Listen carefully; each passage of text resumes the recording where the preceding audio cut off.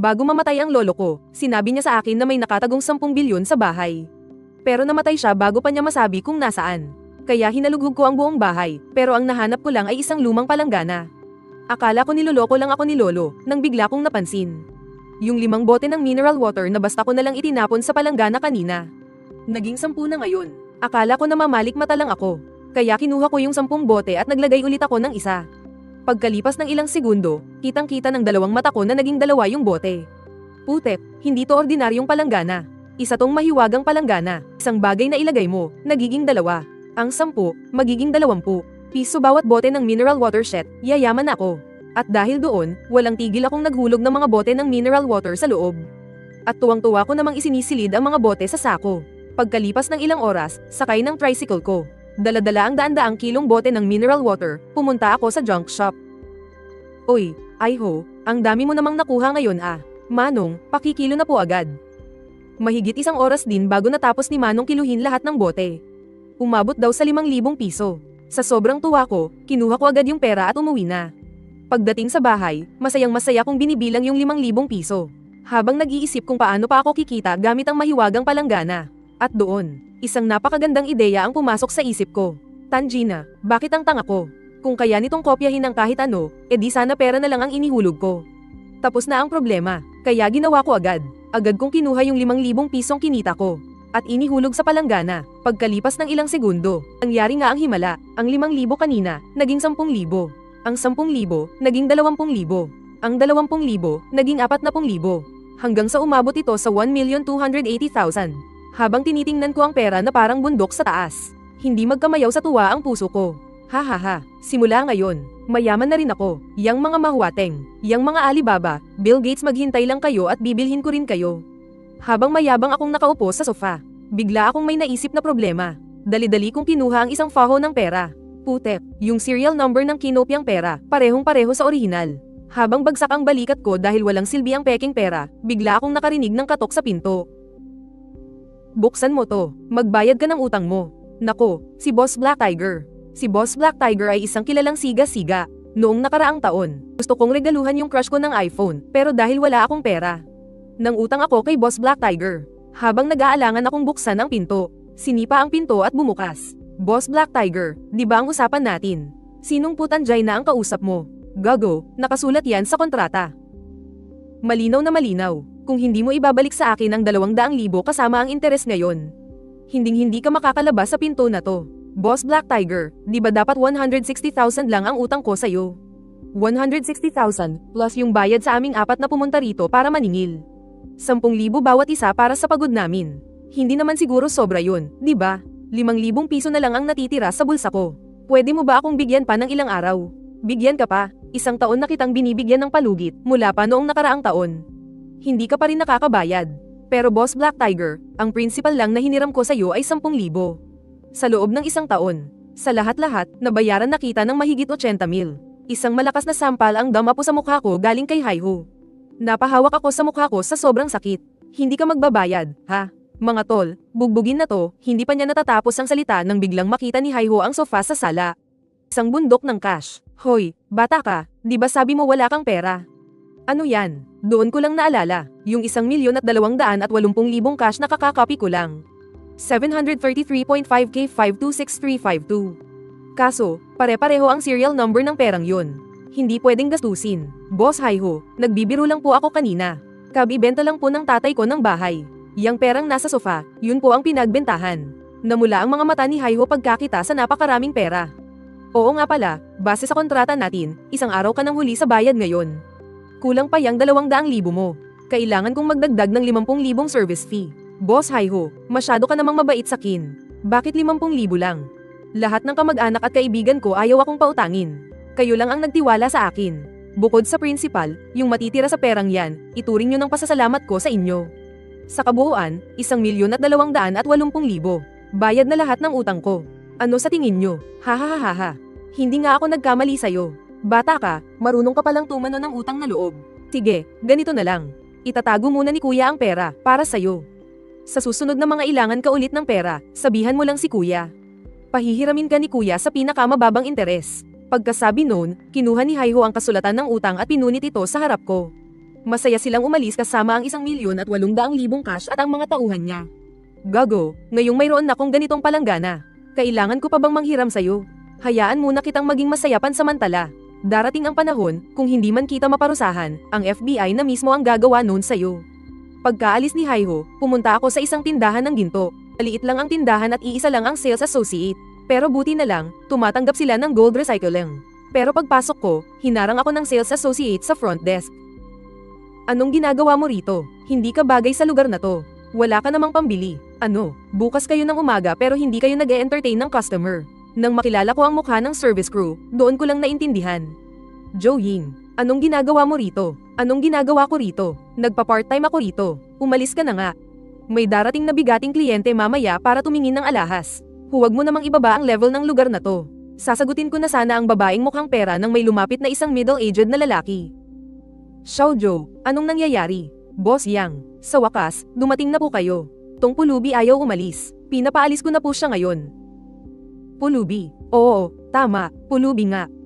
Dati ko po siyang kaklase. Walang pera pero ma-pride. Nang utang pa yan sa 5-6 para lang mabilhan ng iPhone ang best friend ko. Tapos hindi na nakabayad. Pinuntahan pa siya ng mga tao sa eskwelahan. Kaya ayun, nag-drop out at namulot na lang ng basura. Siguradong nandito yan para magnakaw. Tinamad na kong sagutin si Joeying. Itinuro ko na lang ang isang gold bar sa counter. 10 gramo. Bibilhin ko yan. Mister, ilang libo po yan? Sigurado ka ba? Ang hilig mong magpanggap para lang maprotektahan ang ego mo.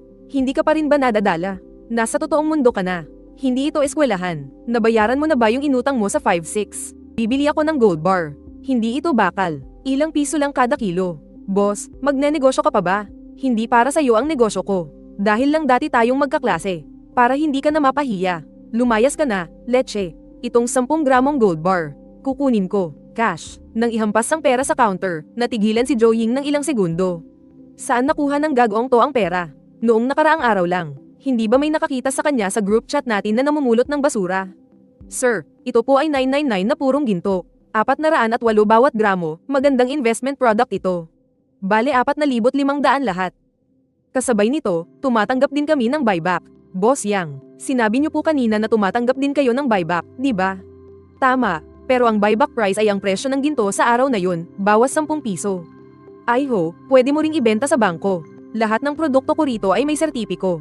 Boss Yang, mali po ang pagkakaintindi ninyo. Hindi ko po ibebenta itong hawak ko. Hindi para itanong kung bumibili kayo ng ginto, Boss Yang.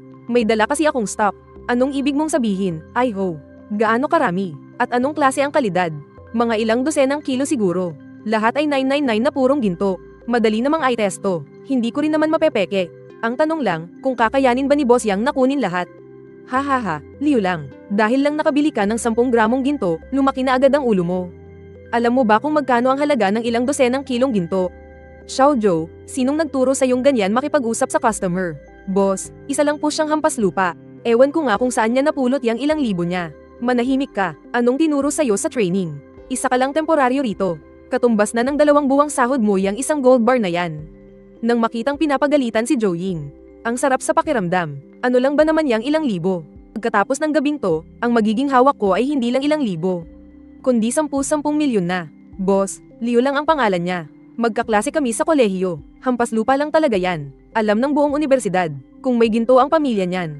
Aabot ba sa puntong mangungutang siya sa 5-6 para lang makabili ng cellphone na hindi niya naman kayang bayaran? Narinig ko pa nga, binenta raw ng mga magulang niya ang bahay nila pero hindi pa rin sapat para mabayaran yung utang niya. Hindi ka pa rin ba titigil? Xiaojo, dahil lang kay Heiho. Kaya kita binigyan ng pagkakataong mag-intern dito. Kung ganyan kang walang modo, huwag ka nang pumasok bukas. Ngayon din, humingi ka ng tawad sa customer natin. Director Yang, ayokong humingi ng tawad sa kanya. Humingi ka ng tawad, bilis. Kung hindi, lumayas ka bukas. Pasensya na po. Mr. Leo, humihingi po ako ng paumanhin sa mga nasabi ko kanina. Ayos lang, hindi ako pumapatol sa mga hindi ko ka-level. Boss Yang, mukhang hindi ito ang tamang lugar para mag-usap, di ba?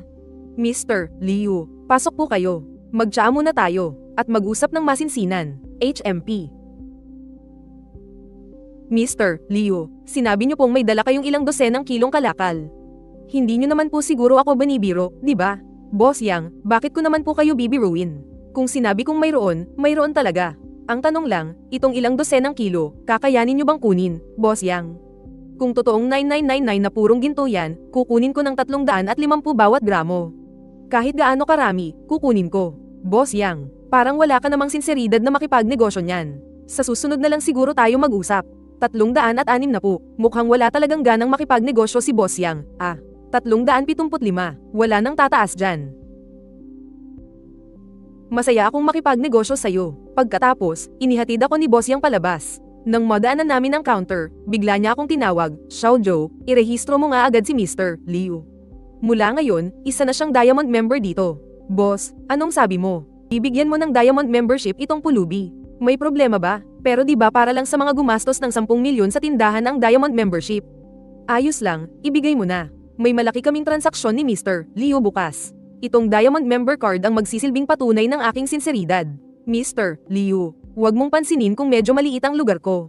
Pero miyembro ang gold shop namin ng Zhonghai Jade Association. Itong Diamond member card ay magbibigay sa'yo ng karapatang dumalo sa taunang pagtitipon ng Zhonghai Jade Association. Pauwi na sana ako, iniisip na wala namang silbi ang bagay na to. Pero may narinig akong isang matinis na boses. Huwag kang magpaloko sa pulubing yan. Imposibleng may ganoon karami siyang ginto. Siguradong niloloko ka lang niya tungkol sa transaksyon bukas. Alam ko na kung bakit siya pumunta rito. Gusto ka lang niyang lokohin para makuha yung Diamond member card. Alam mo na naman pala. Haha, sige, magpatuloy ka lang sa pagpapanggap mo. Sa tingin ko, hindi ka pa nadadala sa mga pagkalugi mo. Hindi mo ba kilala kung sino si Boss Yang? Hindi mo man lang malalaman kung paano kanya pababagsakin. Hindi nagsalita si Boss Yang. Para bang sumasang-ayon na lang siya. Lalo lang nitong pinalakas ang kayabangan ni Zhou Ying. Ang pulubi ay pulubi, hinding-hindi ka angat sa buhay. Tama talaga ang desisyon ni Xiaoyan na iwan ka. Kung hindi, baka napahamak pa siya dahil sa'yo. Ganon ka ba kasigurado na hindi ako makakapagdala ng ginto para sa transaksyon namin ni Boss Yang? Liu lang, baka hindi ka kilala ng iba, pero ako. Kilalang kilala kita, ikaw pa rin yung dati, isang kaiyahiyang payaso. Tapos ngayon, sasabihin mong may 12 ng gin ka ng ginto. Haha, kung mayroon ka talagang ganon karaming ginto, ako mismo, si Zhou Ying, ang luluhod para ibigay sa'yo ang diamond card na yan.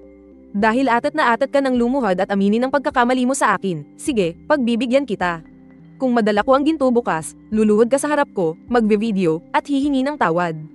Boss Yang, kailangan naming ikaw ang maging saksi. Huwag kang mag-alala, Mr. Liu. Basta walang problema sa ginto mo, paluluhurin ko siya para ibigay sa'yo ang diamond card. Pag-uwi sa bahay, inihagis ni Liu lang ang mga ginto sa treasure basin. Maya-maya lang, isang palangganang puno ng ginto ang nasa harap na niya. Yumaman ako. Sa wakas, yumaman na rin ako. Samantala, si Zhou Ying na napahiya noong umaga, ay nagtanim ng sama ng loob. Pagsapit ng gabi, siniraan niya si Liu lang sa group chat ng klase nila sa universidad. Nagyabang daw siya sa gold shop, at dinagdagan pa niya ng kwento na binubuli siya ni Liu lang. Pinapaluhod daw siya at pinag-video, at kung ano-ano pa. Nang bumalik si Liu lang sa gold shop, pagpasok pa lang niya ng pinto, narinig niya ang ilang taong pinagtatawanan siya. Isang hampas lupa, ang kapal ng mukhang sabihing mayroon siyang 50 gin ng ginto. Nakakatawa talaga, halatang halata namang nagpapalaki lang ng kwento. Kung mayroon siyang 50 gin ng ginto, mangungutang pa ba yan para ibili ng cellphone ang babaeng gusto niya? Diba, nagpapasikat yan sa harap ng boss ko kahapon tapos nabuking ko. Kaya ayon, nagtanim ng sama ng loob at sinimulan akong hiyain sa kung ano-anong sinasabi. Habang nakikinig si Liu lang sa kanilang tatlo na salit-salitang nang iinsulto sa kanya. Lumapit siya na may malamig na ngiti. Uy, andito na pala si brother lang.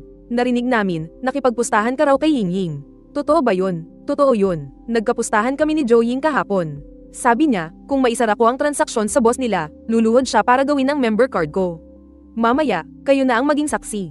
Oh, kita nyo, hindi ako nagsisinungaling, di ba? Kahapon, ganyan din magyabang yang tanggang yan. Sige, tingnan natin. Inaabangan kong luluhod ka para lang ay gawa ako ng card. TSK, ikaw pa. Sakto, dumating si Boss Yang kasama ang isang matandang lalaki. Mr. Liu, nandito na po pala kayo. Ipakikilala ko po sa inyo. Ito si Mr. Li Xuehong, isang master appraiser.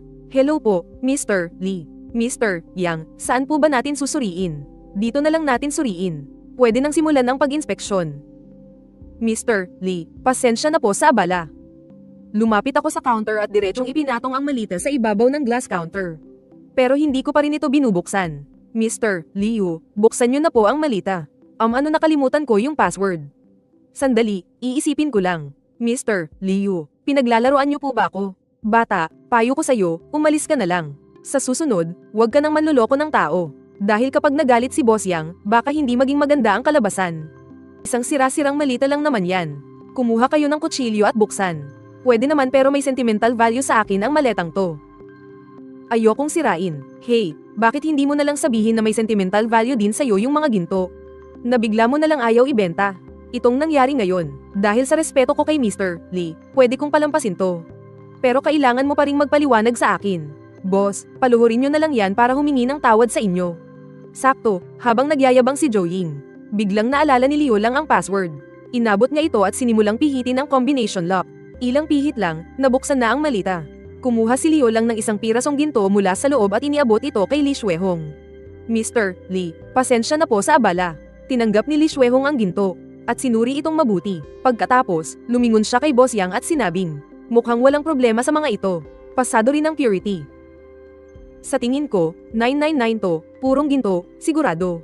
Para makasiguro, pwede kang gumamit ng professional na instrumento para sukatin ulit. Ang sinabi ni Li Shuehong ay formalidad lang. Kung gagamit pa talaga ng instrumento, hindi ba't parang binastos mo na rin siya? Boss Yang, pakitimbang na po. May kailangan pa akong asikasuhin. Sige. Papakilo ko na agad. Jo Ying, ano pang binabagalan mo dyan?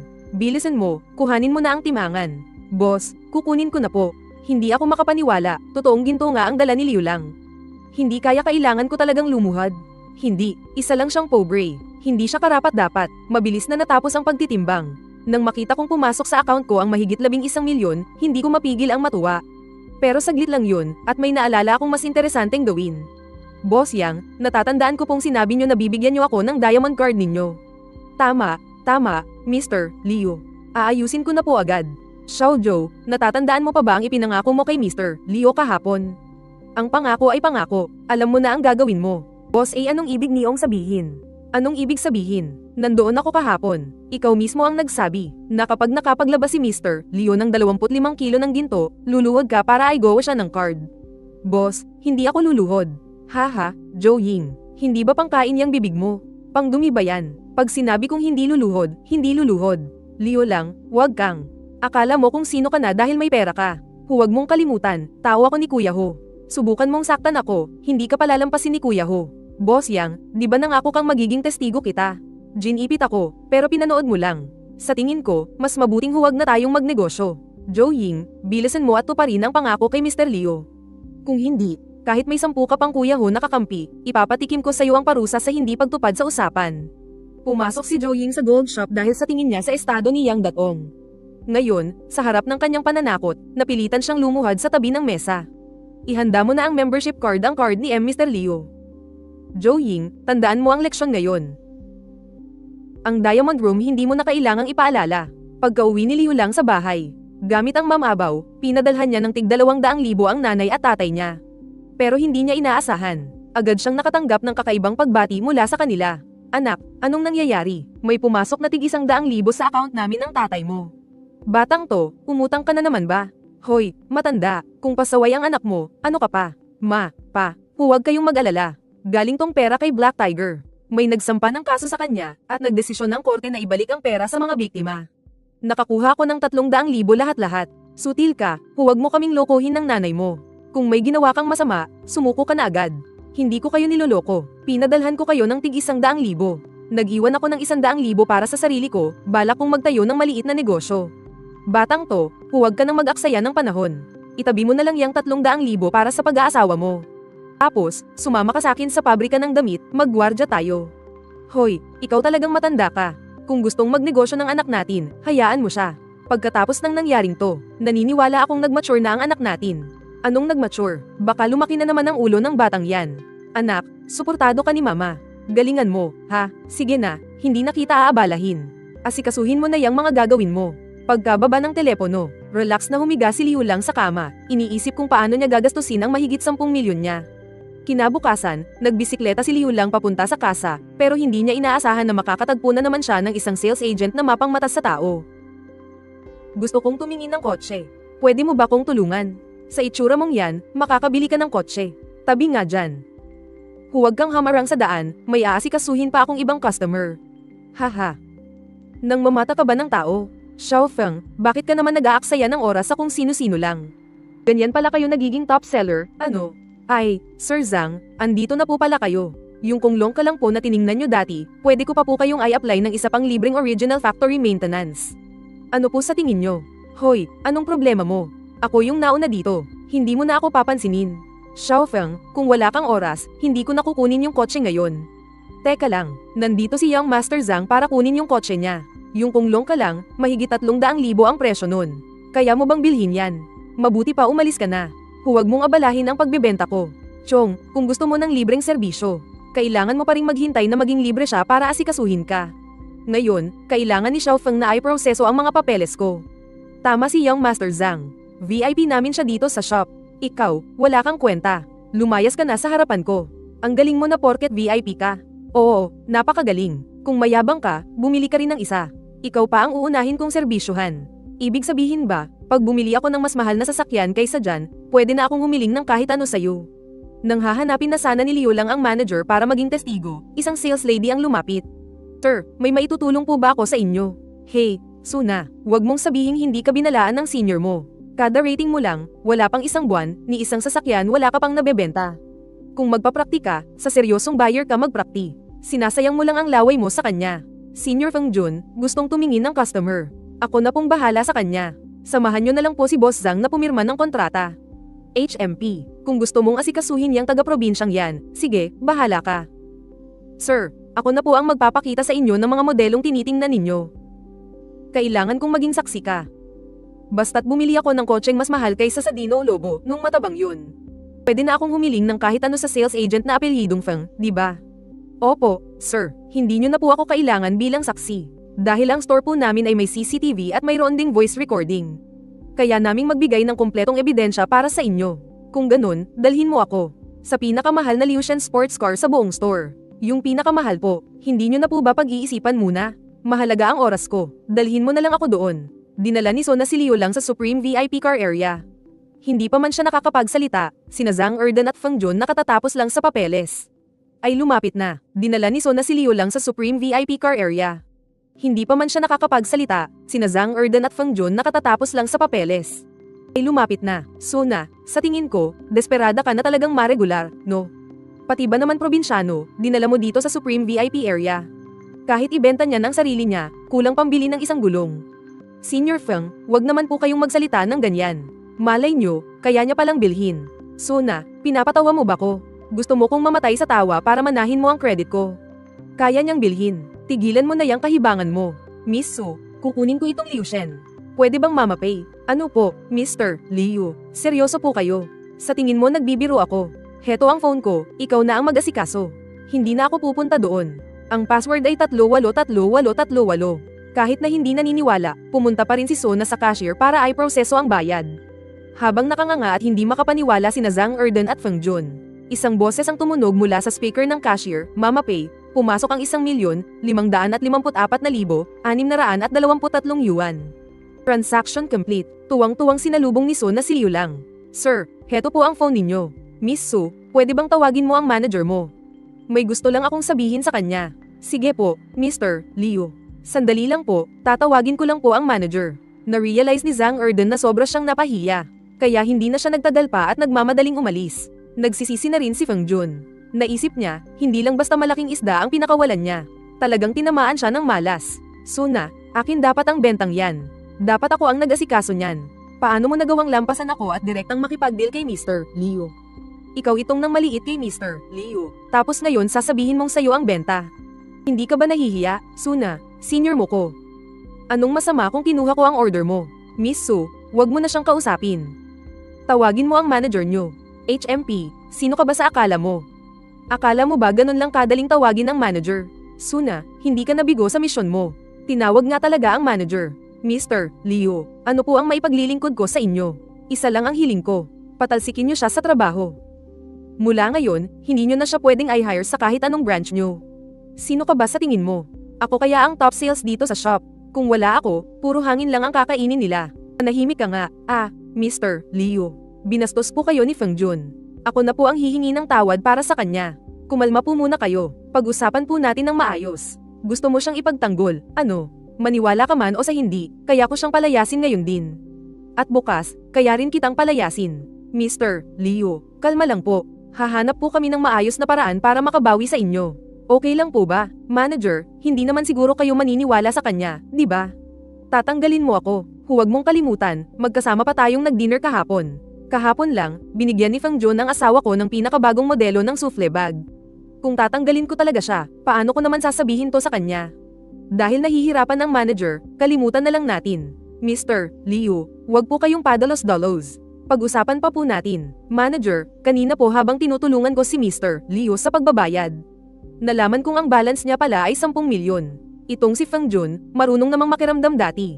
Bakit kaya siya nagkamali ng basa ngayon? Mukhang hindi talaga titigil si Mr. Liu. Imposible nang hindi matanggal si Fang Jun. Bahala na, magkukunwari na lang muna akong tatanggalin siya. Para lang magmukhang totoo. Tapos, ibabalik ko na lang siya ulit. Mr. Liu, kumalma na po kayo. Papayag na po akong tanggalin si Fang Jun. Sige na nga, dahil marunong ka namang umintindi, palalampasin ko na to. Pero, huwag na huwag mo kung susubukang lokohin na kunwari mo lang siyang tinanggal. Kapag nalaman ko, sisiguraduhin kong malilintikan ka rin sa akin. Nakakabasa ba ng isip ang lalaking to? Alam niya lahat ng iniisip ko. Sige na, kailangan ko ng isakripisyo ang tanggang to. Fang Jun, kunin mo na sa finance ang sahod mo para sa buwang ito. Umalis ka na. Nang makita ni Fang Jun na wala ng pag-asa, napaupo na lang siya sa sahig. Pagkatapos ayusin ang gulo kay Fang Jun, hindi na nagtagal si Liu Lang. Dumiretso na siyang mag-drive pa uwi. Pagdating sa bahay ni Liu Lang, bigla siyang nagkaroon ng isang matapang na ideya.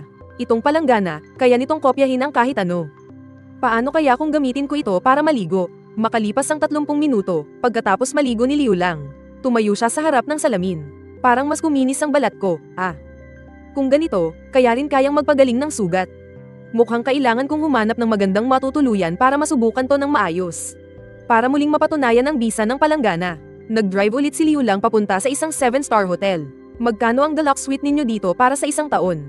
Sir, wag po kayong magbiro. Kukuha na lang po ako ng isang business room para sa inyo. Gaano po kayo katagal dito? Hindi mo ba naiintindihan ang sinasabi ko?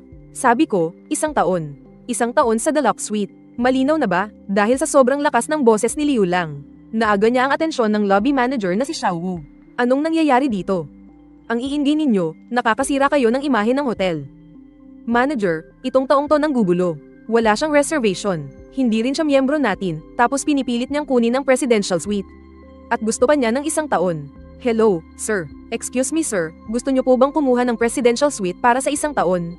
May problema ba kung kukuha ako ng presidential suite para sa 1 taon? Ang dugyot ng suot, kahit man lang yung malita, ayaw ipabuhat sa bellboy. Siguradong kuripot magbigay ng tip. Ngayon lang ako nakakita ng ganitong klaseng bisita. Gusto mo bang mag-eskandalo? Ito ba ay para kay Wu Shaoli? Kung ayaw mo nang magtrabaho, lumayas ka. Sir, kung gusto niyo pong kumuha ng deluxe suite para sa 1 taon, qualified po talaga kayong makakuha ng Black Gold Supreme Card. May enjoy niyo po ang lahat ng membership benefits sa lahat ng hotel namin. Pero kailangan pong bayaran ng buo ang 1 taon. At non-refundable po ito. Sigurado po ba kayong kukunin nyo? Sige na, kunin mo na. Ang dami pang Saturday. Mr. Liu, ang total po ay 6,164,120 yuan. Paano nyo po gustong magbayad? Bayad na. Mr. Liu, welcome po sa Shenshan Grand Hotel. Sana po sa darating na taon, maging komportable ninyong tahanan ang lugar na ito. At gagawin po namin ang lahat para pagsilbihan kayo. Nakita mo ba, hindi mauubos ang pera ko. Talagang hindi mauubos. Habang naghihintay si Liu Lang na ihatid siya ng staff sa presidential suite. Oy, Liu Lang, di ko akalaing dito ka nagtatago. Sa lugar na to, tiningnan ni Liu Lang ang mga walang hiya sa harap niya. Hindi niya maiwasang maalala na dahil sa babaeng yan, ibinuhos niya ang lahat ng pera mula sa demolition ng bahay nila. Liu Lang, dahil sa'yo, natanggal sa trabaho ang best friend ni Xiaoyan na si Zhou Ying. Paano natin aayusin to? Kasalanan ni Zhou Ying yun. Anong kinalaman ko dyan? Huwag kang makialamero. HMP, akala mo dahil yumaman ka ng kaunti, sino ka na? Kung wala yung pera mo, wala ka ring kwenta. Para kay Liu Lang, nakakatawa lang ang lahat. At ikaw, Young Master Li, kung wala ang Lee Group na sumusuporta sa'yo, ano ka ba? Huwag kang masyadong lumapit, baka mahawa ako sa baho mo. Kung may mabaho man, yun ay ikaw, isang pasaway na binata na sinira ng alak at babae.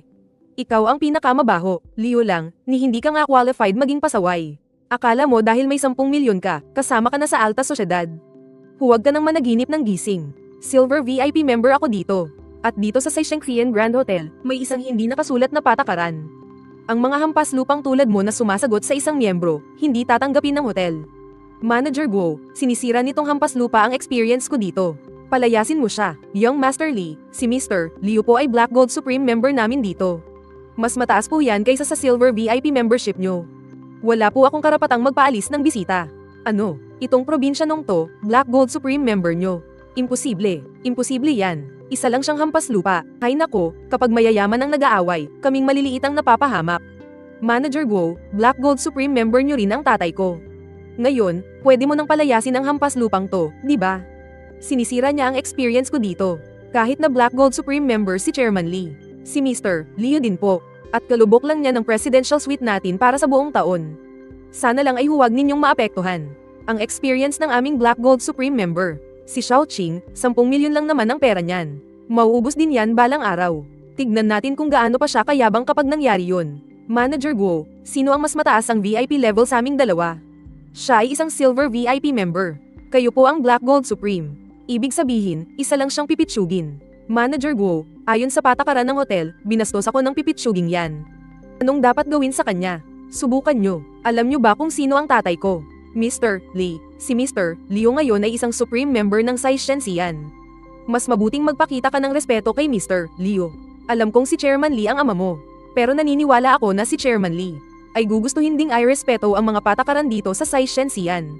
Pagkasabi nyon, inilabas ni Manager Guo ang kanyang walkie-talkie at nagpatawag ng ilang security guard. Hindi nagtagal, 2 guard na matitipuno ang katawan ang dumating. Subukan nyo kong galawin, Mr. Lee, masyado naman po iyan. Ihahatid lang po nila si Mr. Liu para makapagpahinga. Young Master Lee, wag nyo na po akong pahirapan. Pagkasabi nyon, sinamahan na ako ng grupo ni Manager Guo paalis. Pagkatapos kong matagumpay na makapag-check-in sa presidential suite, napabagsak ako sa malambot na sofa. May kotse na, may matutuluyan na rin. Oras na para harapin ang ilang mga tao at problema. Kinuha ni Liu Lang ang kanyang cellphone at nagpadala ng voice message kay Zhou Ying sa WeChat. Zhou Ying, halika nga rito. Sabihin mo nga sakin, anong magagawa mo sakin? Sasabihin ko sa'yo ang totoo, huwag mo nang banggitin yang si Li Xiaoqing. Kahit isama mo pa si Black Tiger, hinding-hindi ko kayo uurungan. Hindi nagtagal, nakatanggap ako ng isang mensahe ng pangangamusta mula kay Zhou Ying. Napangiti ako, Zhou Ying, hindi ko yun pinansin. Samantala, si Zhou Ying, sa mga sandaling iyon, ay nagsusumbong kay Black Tiger. Ano, 10 milyon? Saan niya nakuha ang ganong kalaking pera? Kuya Tiger, siguradong ninakaw niya yan. Ang pulubing yun, napakahirap niya. Kung may ganyan siyang kalaking pera noon, kailangan pa ba niyang mangutang sa'yo? Kuya Tiger, kailangan mo kong ipagtanggol. Ying, ang totoo niyan, bayad na ang utang sakin ni Liu Lang. Ngayon, kahit saan pa man niya nakuha ang 10 milyon na yan. Kahit gaano pa karami yan, pera pa rin niya yun. Pero Kuya Tiger, naaapi po ako. Kung tutulungan mo kong makabawi sa kanya, Kuya Tiger, kahit anong gusto mong gawin sa akin ngayon, papayag ako. Kinaumagahan, paggising ko, kinuha ko ang cellphone ko para tignan ang oras. Hindi ko inaasahan na mayroon palang 11 missed calls, at lahat ay galing pa kay Black Tiger. Haha, kumagit na ang isda sa pain. Mukhang gumana ang patibong ko kagabi, isip ni Liu Lang. Binuksan ko ang WeChat at tinignan ng ilan sa mga mensahe. Puro mensahe galing kay Zhou Ying ang nandoon. Akala ko pa naman kung gaano kalakas itong si Black Tiger. Hindi ko inasahan na sa isang maliit na patibong lang, nalagay ko na siya sa bitag. Kung ngayon din lang, bakit hindi pa? Tutal, gustong-gusto naman ng Black Tiger na yan na magkausap kami. Eh di ngayon na, sabi ni Liu Lang sa kanyang isipan. Kaya tinawagan niya pabalik si Black Tiger. Oh, hindi ba't ito ang milyonaryong si Liu Lang? Bakit nagka-oras kang tawagan ang mga hamak na taong tulad namin? Nako, hindi po ah. Kuya Tiger, nasaan po kayo? Pupuntahan ko na po kayo ngayon din. Kung nasaan ako, model. Nandito ako sa bahay mo. Pwede na. Lang, sa bulok na bahay na to, nagtago ka pala ng 10 milyong cash. Ang galing mo na ngayon, ah. Pati tawag ko, hindi mo na sinasagot. Boss Tiger, kara-rating lang kasi ng swerte ko. Kaya lumabas muna ako para magsaya. Papunta na ako dyan. Madali lang pag-usapan ng pera. Bibigyan kita ng 10 minuto. Kapag hindi kita nakita, bawat 10 minutong huli mo, babawasan kita ng 1 milyon. 10 minuto, 1 milyon. Hey, yung 10 milyon na yun, para sa'yo talaga lahat. Black Tiger, baka mabilaukan ka niyan, ah. Habang iniisip to nilang, sinadya niyang magbagal-bagal bago magmaneho papasok sa lumang distrito. Pagkatapos mag-park, dumiretso siya sa kanyang munting barong-barong. Pagkapasok niya, nakita niya si Black Tiger at Zhou Ying na nakaupo sa sofa. Uy, nagbalik na ang milyonaryo. Bihirang bisita, hehe, Boss Tiger, wag niyo na akong asarin. Para kanino ba yang pagkasimangot mo? Natatakot ka bang kunin ko ang pera mo? Aba, 45 minutos ka nang huli, ah. Ay round off na natin, 50 minuto na yan. 5 milyon yan, di ba? Aba naman, 10 milyon lang ang kabuuang cash. Bungad pa lang, 5 milyon na agad. Hindi ko alam kung saan kumukuha ng lakas ng loob itong si Black Tiger. Ang maganda lang, ang 10 milyong ito ay inihanda talaga para kay Black Tiger. Boss Tiger, isantabi muna natin tong 5 milyon. Pag-usapan naman natin ang ginawa mong pagpapahiya sa babae ko. Ang bayad sa perwisyo, 1 milyon. Ang bayad sa nawala niyang trabaho, 1 milyon. Hindi naman kita niloloko, di ba? Boss Tiger, kung alam ko lang po na babae ninyo si Ate Ying. Maglalakas loob ba akong galawin siya? Kasalanan ko pong lahat ng perang to, sa inyo na bilang kabayaran. Sana, Boss Tiger, protektahan niyo ako sa susunod, pwede ba? Kung ganun, magkano ang ireregalo mo sa akin? Hindi naman po ito regalo. Boss Tiger, hindi naman kayo ganyang tao. Hindi ba't naabala ko kayo ng 50 minuto? Kailangang magbayad ng 5 milyon, di ba? At yung para sa perwisyo at nawalang trabaho ni Ate Ying. 2 milyon lahat-lahat. Bale, babayaran ko po kayo ng 7 milyong kabayaran. Hahaha, marunong ka talagang magsalita, bata. Baby, anong sa tingin mo? Hindi pwede. Bukod sa pera, kailangan mo ring lumuhad at mag-sorry sa akin. Kung hindi, ipapabasag ko kay Boss Tiger ang mga tuhod mo. Ang lupit talaga ng babaeng to. Si Black Tiger, mukhang pera lang. Itong babae, buhay mo ang gusto. Syempre, para kay Black Tiger, kulang pa ang pera, kaya sinamantala niya ang sinabi ni Joying. At nagpatuloy, huwag mong sisisihin si kuya kung hindi kita maprotektahan. Pero magkapatid tayo, at iba naman ang usapang babae. Nako, hindi matiis ni kuya na magdusa ang baby ko. Tatanggapin ko ang 7 milyon. Pero ngayon, kailangan mong lumuhad at humingi ng tawad sa baby ko. Nang marinig ito nilang, agad na nag-iba ang itsura ng mukha niya. Pero pilit pa rin siyang nagsalita, Boss Tiger, hindi basta-basta lumuluhod ang lalaki. Pwede bang wag na akong lumuhad? Lang, anong ibig mong sabihin? Binibigyan kita ng pagkakataon, hindi mo pa pinapahalagahan, no? Ngayon, mamili ka, luluhod ka. Dudurugin ko yung mga tuhod mo. Boss Tiger, Ate Ying, isipin nyo na lang po na wala akong muwang. Para ipakita ang pagsisisi ko, sa 10 milyon, kukunin ko na lang ang 100,000. Ang matitira, ituring nyo ng kabayaran para kay Ate Ying. Palagpasin nyo na ako, pwede ba? Sinasabi mong yung natitirang 3 milyon ay sa akin lahat. Opo, Ate Ying, pagpasensyahan nyo na po sana. Lahat ng pera, sa inyo na. Kukunin ko lang ang 100,000 para maghanap ng lugar at mamuhay ng normal, pwede po ba? HMP, Pulubi. Buti alam mo, sa amin na tong pera. Sa susunod, huwag ka nang magpapakita sa akin, ha? At least marunong ka. Pag naubos na pera mo, sabihan mo lang si kuya.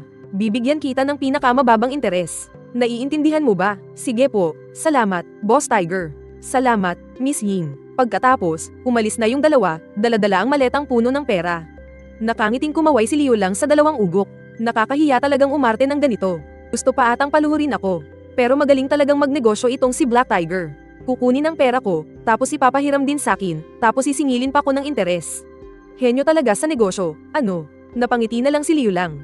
Hindi niya yun masyadong pinansin. Naghanap siya ng lighter, at sinunog niya lahat ng natitirang cash. Pagkatapos gawin ang lahat, nilaibat ng tingin ni Leo lang ang maliit at sira-sirang kwarto. Tapos na sa wakas, tapos na. Magsisimula na ang bagong buhay. Agad na kinuha ni Leo lang ang cellphone niya at tumawag. Nag-iisip siya habang nagmamaneho pabalik sa hotel. Pero noong mga oras na yun, nakatanggap ng tawag si Leo lang mula sa pulisya na tinawagan niya kanina.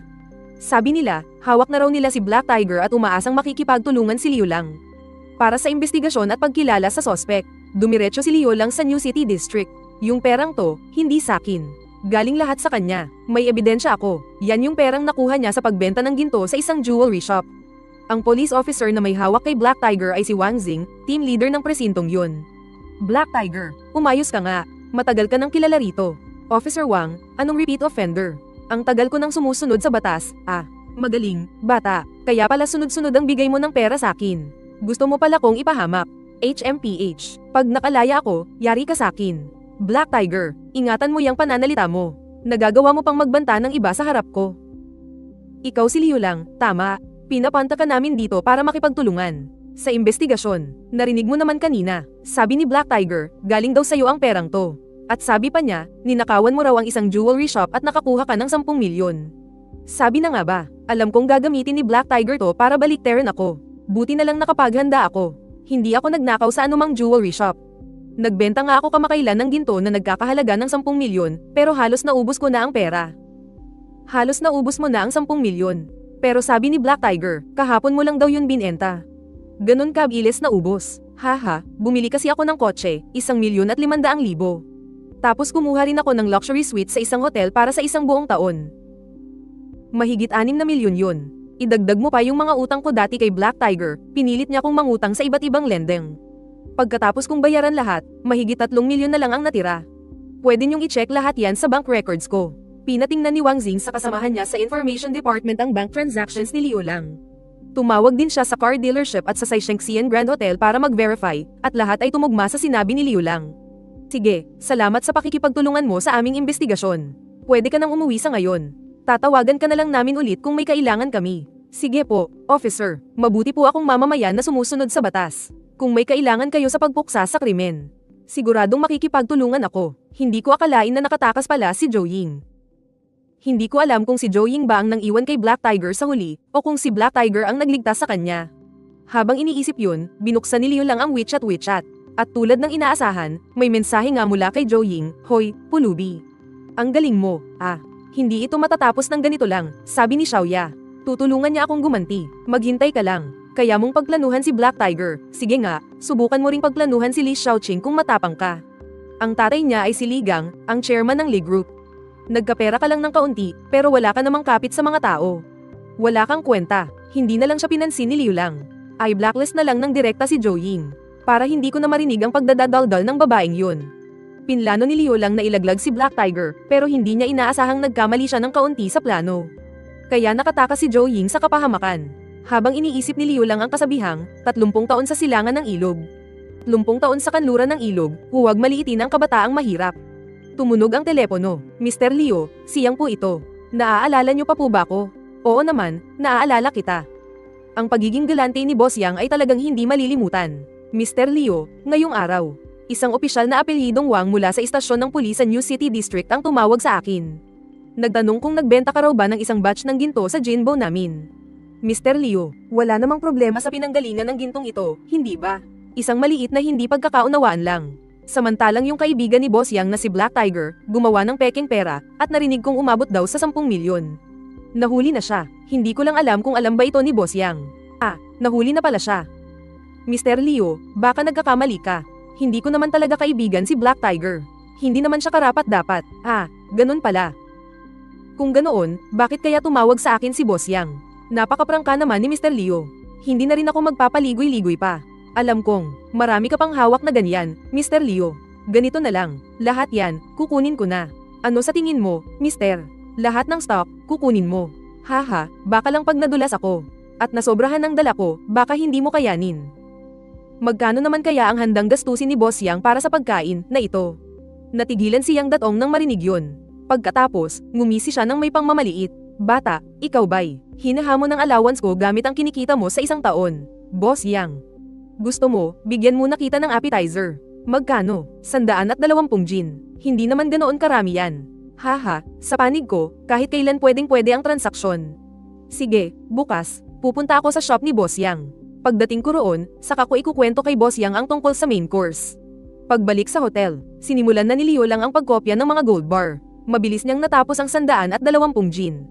Kinabukasan, dinala ni Liu Lang ang mga gold bar sa gold shop ni Boss Yang. "Ang bilis mo naman, kapatid na Liu. Naku, nagbibiro ka naman, Boss Yang. Nagmamadali lang akong maghatid sa'yo ng pera. Heto na ang stock para i-check, pero tiwala naman ako sa'yo, kapatid na Liu. 120 jin kung 120 jin. Tara, pumasok tayo at magtsaa." "Kapatid na Liu, narinig ko na yung tungkol kay Black Tiger. Habang buhay na pagkabilanggo para sa 10 milyong pekeng pera. Nakuha niya ang nararapat sa kanya. Oo nga, pero hindi ko naman inasahan. Napoprotektahan pa pala ni Black Tiger si Zhou Ying. Kapatid na Liu, kailangan mong mag-ingat. Mapaghiganti ang babaeng yun. Pinahiya mo siya sa gold shop. Siguradong nagtatanim yun ng sama ng loob. Lalo na't may kakampi na siya ngayon. Hindi natin alam kung anong pwedeng gawin noon. Boss Yang, huwag kang mag-alala. Alam ko ang ginagawa ko. Ang totoo, mas matatakot pa ko kung hindi siya magpapakita." Nagkwekwentuhan ang dalawa. Palihim namang sinusubukan ni Yang Datong na alamin ang pinanggalingan ni Liu Lang. Pero binabaliwala lang siya ni Liu Lang. Samantala, hindi rin naman mapakali si Zhou Ying.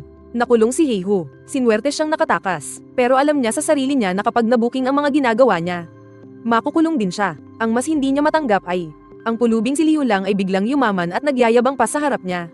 Saan ba talaga galing ang pera niya?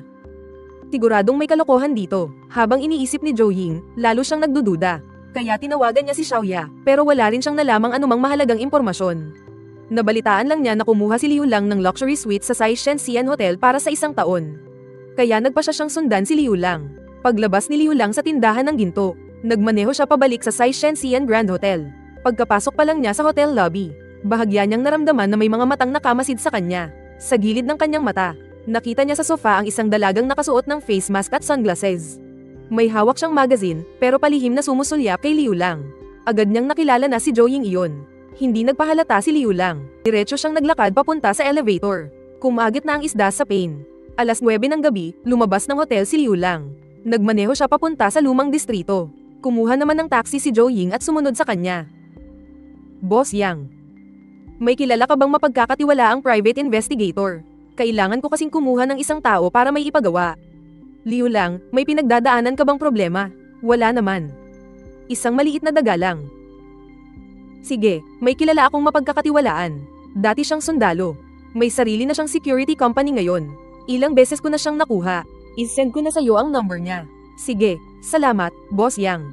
Minaneho ni Liu Lang ang kotse sa luma at sira-sirang komunidad. Pagkababa pa lang niya, napansin niyang patagang sumusunod si Zhou Ying mula sa dilim. Hindi siya pinansin ni Liu Lang. Suminghal lang siya ng mahina at naglakad papunta sa hagdanan. Mahigpit na sumunod si Zhou Ying sa likuran niya. Habang naglalakad, matagal nang pinag-isipan ni Liu Lang ang plano. Sa wakas, nakapagdesisyon na siya. Gusto niyang gamitin ang treasure basin para mahuli ang malalaking isda na sina Zhou Ying at Li Xiaoqing. HMP, sayang lang at hindi pwedeng maglabas ng maraming ginto ng sabay-sabay. Kung hindi, kahit ang pinakamayamang tao sa mundo, mas mabilis pa kung kumita sa kanya.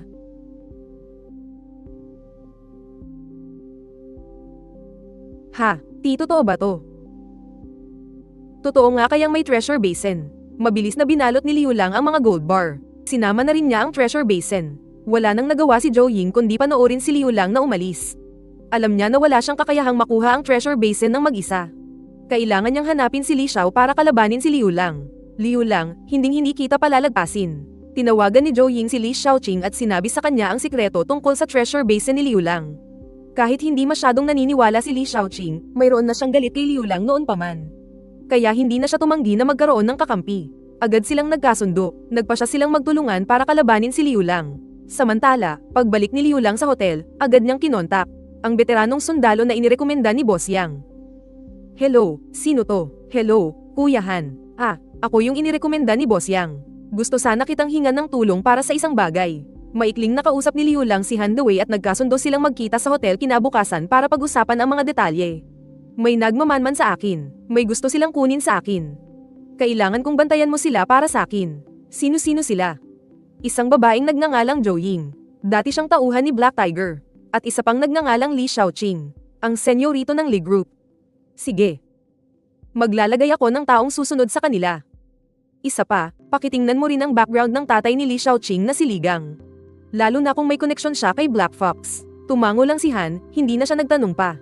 Pagkalipas ng isang linggo, nag-report si Han. Gaya ng inaasahan, nagkita nga sina Zhou Ying at Li Xiaoqing.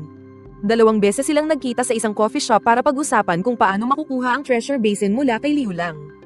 Han, isa pang pabor. Humanap ka ng palanggana na halos kamukha nito. Kahit hindi eksakto, basta magkamukha sa tingin. Mr. Liu, para saan to? Hindi mo na kailangang itanong yan.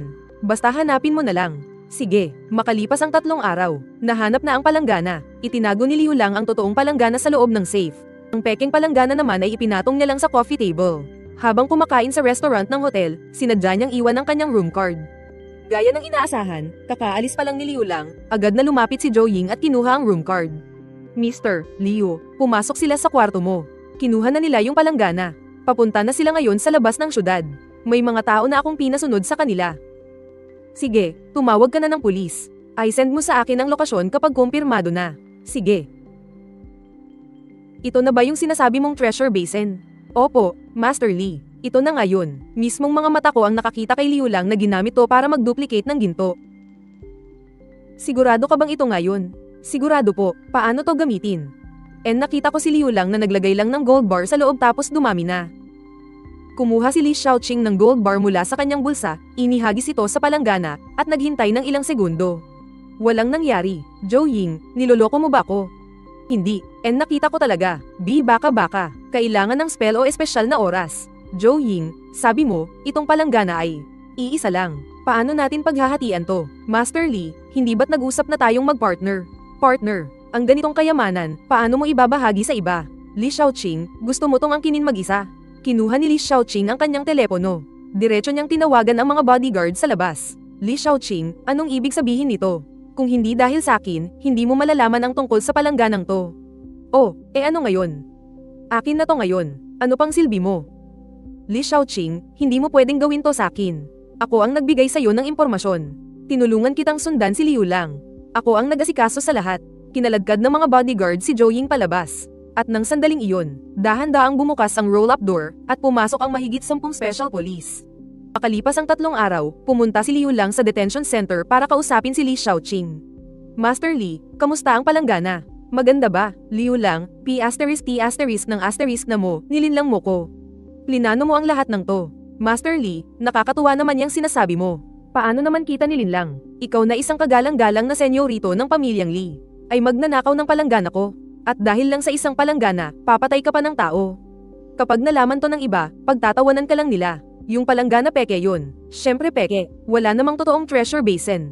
Sadyang madali lang talagang lokohin ang tandang babae na si Zhou Ying.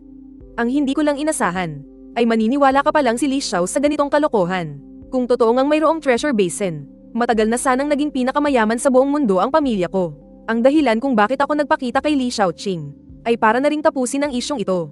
Kahit na parang imposibleng pakinggan ang tungkol sa treasure basin, magiging problema kung may maniniwala talaga. Kaya ngayon, sinadya kong inisin si Li Xiaoqing. Para malaman niyang lahat ay pakana ko lang. Ang ganitong katangahan, napapatay ng tao para lang sa isang palanggana. Siguradong hindi rin iyon maipagkakalat ni Li Xiao dahil sa kahihiyan. Makalipas ang 2 buwan, naglabas ng hatol ang korte. Si Li Xiaoqing, dahil sa kasong panluloob at kidnapping, ay hinatulan ng 15 taong pagkakakulong. Inilaglag din ni Black Tiger si Zhou Ying. Dahil sa kasong pagnanakaw at pamemeke ng pera, hinatulan siya ng 12 taong pagkakakulong. Ang nakakapanghinayang lang ay hindi ko napabagsak ang ama ni Li Xiaoqing. Pero hindi na iyon gaanong kahalaga. Sa tulong ng treasure basin, basta't may sapat akong panahon, ang Li Corporation ay isa lang langgam na kahit kailan ay pwede kong apakan hanggang mamatay. Lolo, salamat po.